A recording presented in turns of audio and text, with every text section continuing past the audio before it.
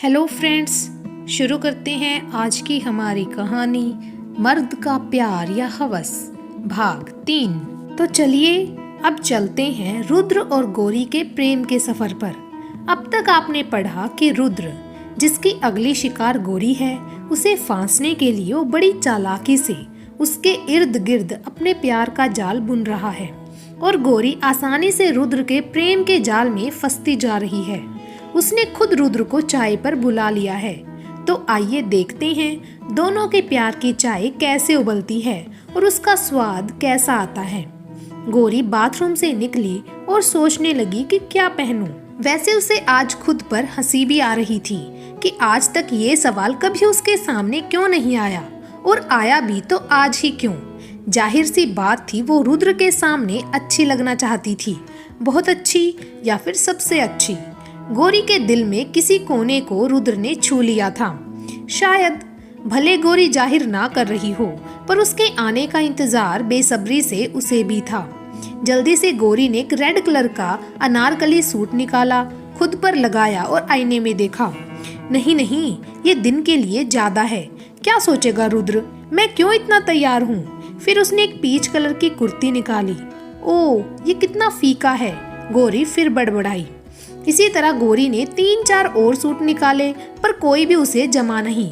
फिर उसकी नजर एक हल्के नीले रंग के सूट पर गई, जिसके साथ हरे रंग का दुपट्टा था, जिसमें जगह जगह सितारे टके हुए थे, बिल्कुल चांदनी रात के झिलमिल सितारों जैसे।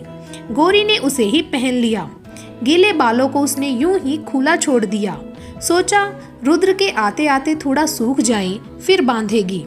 उसने अपने सूट के साथ मैचिंग नीले रंग की चूड़ियां पहनी। गौरी को वैसे भी चूड़ियों की खन खन बहुत पसंद थी। फिर उसने एक सफेद नग की बिंदी माथे पर लगाई, आंखों में काजल लगाया, जिससे उसकी आंखें और भी जादुई सी लगने लगी, जो भी देखे बस खो जाए जैसे। आजकल की लड़कियों के विपरीत गौरी को आईलाइनर नहीं, बल्कि आंखों में गहरा काजल पसंद था। काजल लगाने के बाद गौरी ने हल्के गुलाबी रंग की लिपस्टिक के एक शेड अपने होठों पर लगा लिया और खुद को आईने में देखा।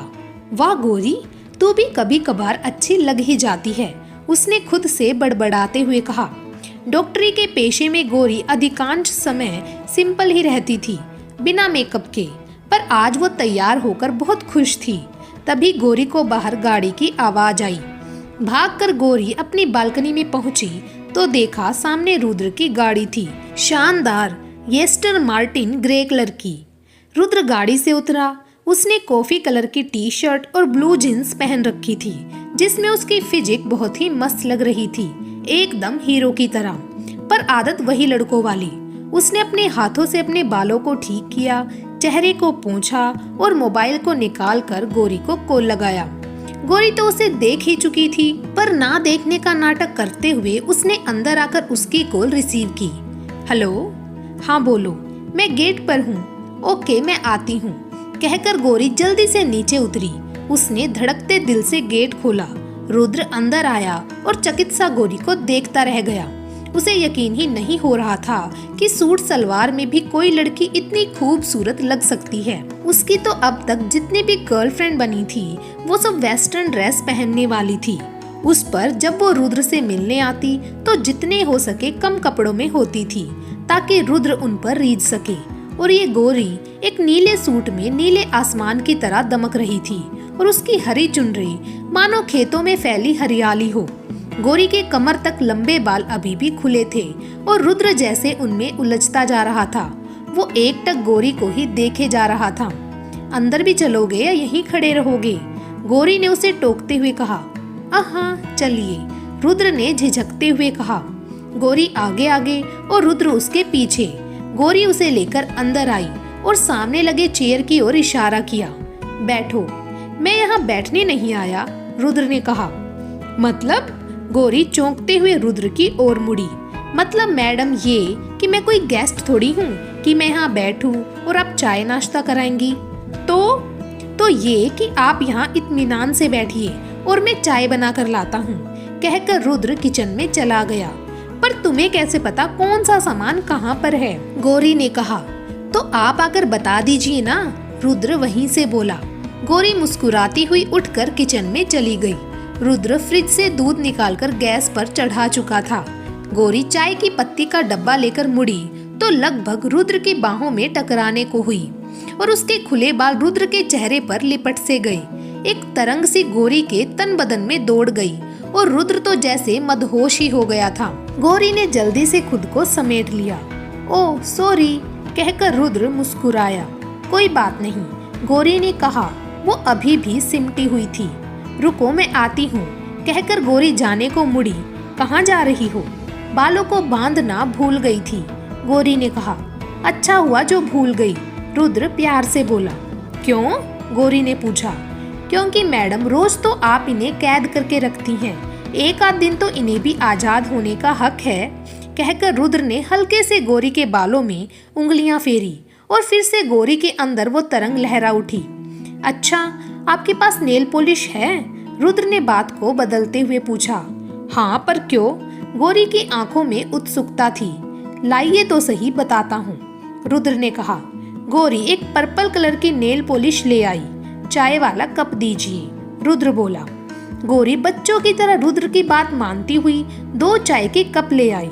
रुद्र ने नेल पॉलिश खोली और कप के ऊपर लिखा आर। दूसरे कप पर उसने जी लिखा। ये क्या है? गौरी ने आश्चर्य से पूछा। ये हम दोनों के कप हैं। अब आप इन 2 कप में किसी को चाय नहीं पिलाएंगी, रुद्र ने कहा।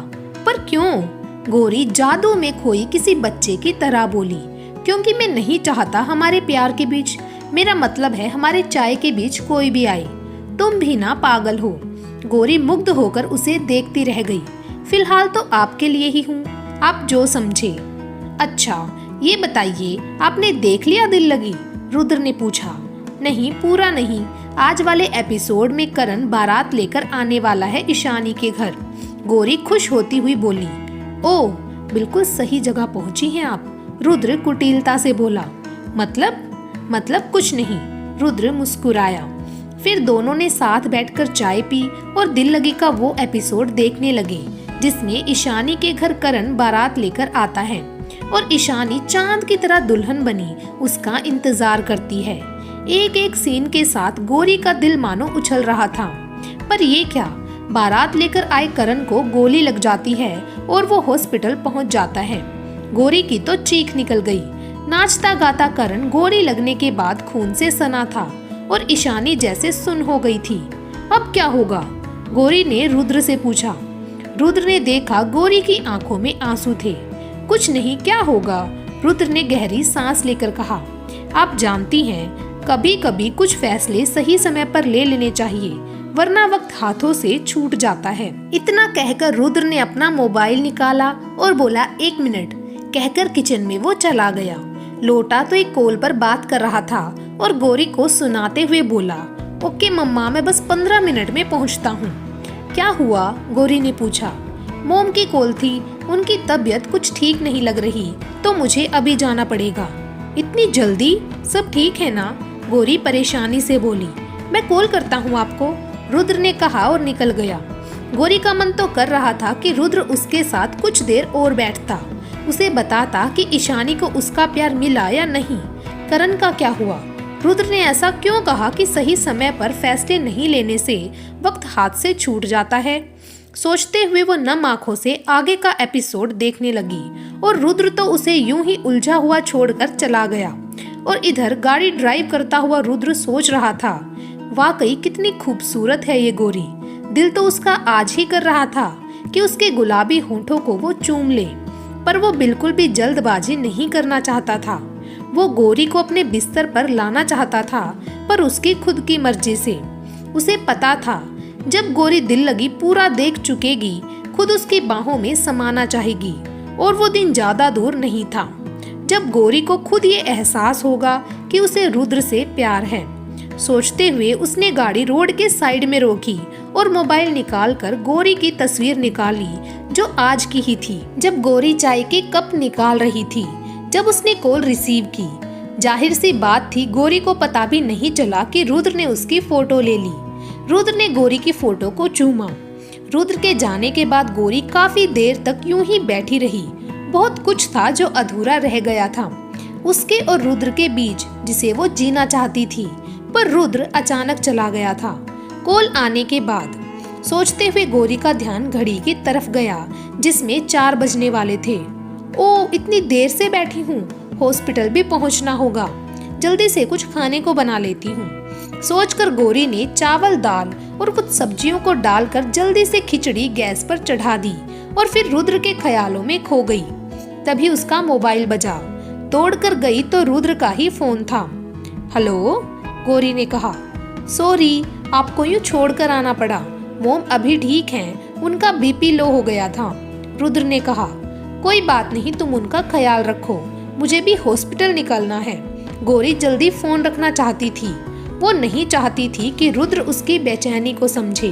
उसे क्या पता कि ये बेचैनी रुद्र की ही दी हुई थी। अच्छा सुनिए ना, रुद्र ने प्यार से कहा। बोलो, गौरी जल्दी में थी। I miss you.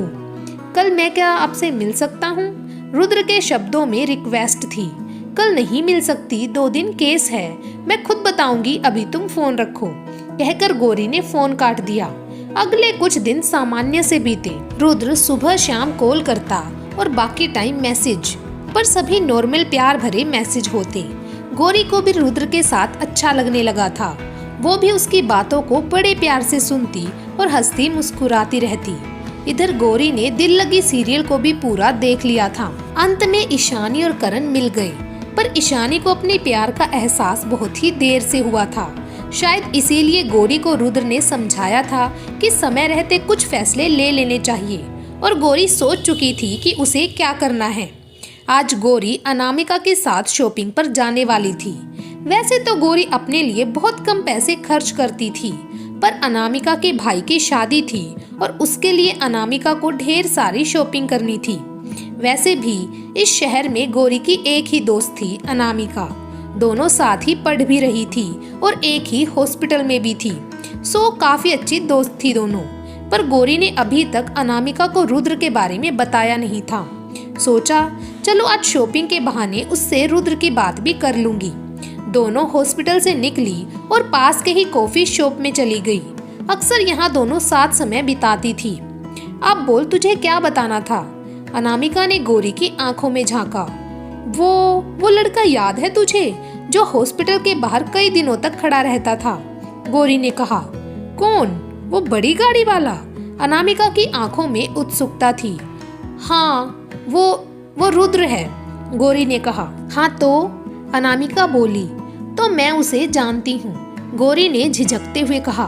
तो? अनामिका की आंखों में सवाल था। तो वो मुझे पसंद करता है, गौरी अब झुंझला रही थी। तो? और अनामिका उसके मजे ले रही थी। तो क्या? गौरी चिढ़कर बोली। वही तो मैं पूछ रही हूँ, तो क्या? अनामिका ने उसकी चिढ़ को बढ़ाते हुए कहा। तो मैं भी उसे पसंद करती हूँ, गौरी ने हार मानते हुए कहा। ओ, तो ये बात है। अच्छा, कब से चल रहा है ये सब? अनामिका ने गौरी की आंखों में झांका। लगभग 2-3 हफ्तों से, और कुछ दिन पहले वो मेरे घर भी आया था, गौरी ने शर्माते हुए कहा। क्या? और तुम मुझे अब बता रही हो? अनामिका झूठा सा गुस्सा दिखा रही थी। बस मैं थोड़ा कंफ्यूज हूँ अनामिका, गौरी बोली। कैसा कंफ्यूजन? अनामिका ने कहा। पता नहीं क्यों कभी कभी मुझे डर सा लगता है अंदर से कि क्या जो हो रहा है वो सही है। रुद्र को लेकर भी मेरे अंदर एक डर सा है। वो बहुत अमीर घर का लड़का है और मैं। कहते कहते गौरी चुप हो गई। तो इतना मत सोच, आज चल रही है ना शॉपिंग पर, तो बुला उसको, मैं भी मिल लूंगी और तुझे भी उसे थोड़ा और समझने का मौका मिलेगा। और कौन सा तूने शादी के लिए हाँ किया है कि इतना घबरा रही है? उसे अच्छी तरह देख परख, अच्छा लगे तो ही आगे बढ़, कहकर अनामिका ने मुस्कुरा दिया। दोस्त होने के यही फायदे हैं। जो बात आपको चट्टान की तरह भारी लगती है, दोस्त उसे फूल की तरह हल्का कर देते हैं।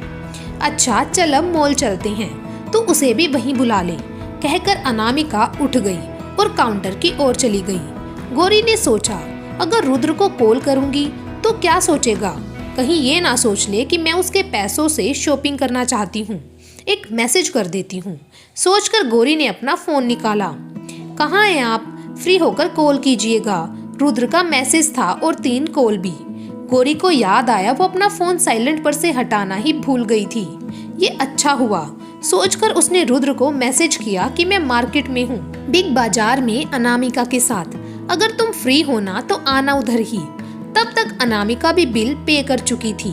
दोनों ने ऑटो लिया और बिग बाजार पहुंच गई। सबसे पहले वो लहंगे की शॉप पर पहुंची। एक से एक चमचमाते लहंगे टंगे हुए थे। अनामिका पसंद करती गई और गौरी उसे रिजेक्ट करती गई। बहुत कोशिशों के बाद अनामिका ने एक पीच कलर का लहंगा पसंद किया जिस पर डार्क पिंक कलर का दुपट्टा था। कॉम्बिनेशन काफी अच्छा था, दोनों ने उसे ही ले लिया। फिर दोनों गाउन पसंद करने लगी और एक डार्क ब्लू गाउन गौरी ने अनामिका के लिए पसंद किया। अनामिका अपने सारे कपड़े गौरी की पसंद से ही खरीद रही थी। इसके बाद येलो स्कर्ट ब्लाउज, फिर ग्रीन सूट पीस। दोनों शॉपिंग कर करके थक गई। यार गौरी, अब सैंडल और ज्वेलरी की शॉपिंग किसी और दिन करेंगे। आज बहुत थकान हो रही है और भूख भी लग रही है।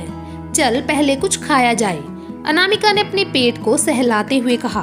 ठीक है चलो, कहकर दोनों ने बिल भरा और बाहर निकल गई।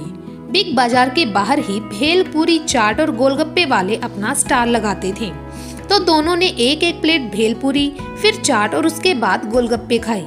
अरे यार, ये तेरा रुद्र कहाँ रह गया? अनामिका ने कहा। पता नहीं, शायद उसने मैसेज नहीं पढ़ा होगा, गौरी ने मायूसी से कहा। क्या तूने उसे कॉल नहीं किया था? अनामिका ने गुस्से से उसे देखा। नहीं, गौरी ने भोलेपन से कहा। हद है यार तू भी गौरी, चल अभी दूसरे दिन मिल लेंगे, कहती हुई गौरी बिग बाजार की सीढ़ियों पर ही बैठ गई। अनामिका ने अपने भाई को फोन किया और उसके भाई ने 10 मिनट में गाड़ी भेजने के लिए कहा। तभी सामने से रुद्र आता दिखाई दिया। रुद्र, कहती हुई गौरी उठ खड़ी हुई। रुद्र कहाँ? अनामिका ने पूछा। तब तक रुद्र उनके पास आ चुका था। अनामिका को बहुत बुरा लग रहा था। मिली भी रुद्र से तो कहाँ, सीढ़ियों पर, और रुद्र मन ही मन खुश हो रहा था। ये अच्छी जगह थी, यहाँ अनामिका उससे ज्यादा बात नहीं कर सकती थी। थोड़ी देर तीनों इधर उधर की बातें करते रहे। तब तक अनामिका के घर से गाड़ी भी आ गई। चल गौरी, तुझे छोड़ते हुए मैं घर चली जाऊंगी, अनामिका ने कहा। जी, मैं गौरी जी को छोड़ दूंगा, मुझे भी उधर ही जाना है, रुद्र ने गौरी की ओर देखते हुए कहा। वो गौरी कुछ कहने ही वाली थी कि अरे चली जाओ ना, कोई दिक्कत है क्या? अनामिका ने कहा। नहीं, कोई दिक्कत तो नहीं है, गौरी ने उलझन में कहा। तो फिर आइए, कहकर रुद्र अपनी गाड़ी की तरफ बढ़ा। उधर अनामिका के ड्राइवर ने उसके लिए गेट खोला। इधर रुद्र मुस्कुराते हुए गौरी के लिए गेट खोलकर खड़ा था। इससे आगे की कहानी आपको मिलेगी भाग नंबर 4 में। Thank you.